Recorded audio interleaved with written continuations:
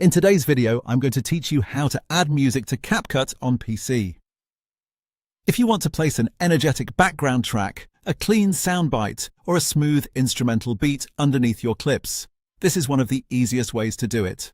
CapCut on PC includes a large built-in library of music, so you can quickly find something that fits your video without needing to leave the editor. To get started, move your cursor to the top left area of the screen and click on the Audio tab. Once that opens, look over to the left side column and make sure the music section is selected. This is where CapCut stores its built-in background tracks, and it gives you a simple way to browse by category or search for something more specific.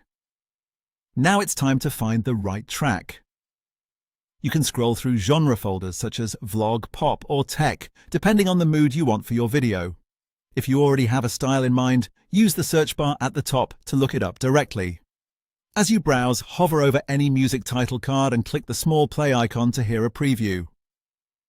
This is a great way to test the feel of a track before adding it, so take a moment to listen and make sure it matches your footage.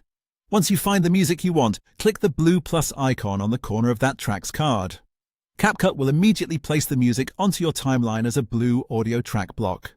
This makes it easy to see exactly where the music has been added, and from here you can begin adjusting it to better support your video. At this stage, the music will often be too loud, especially if your video includes spoken audio.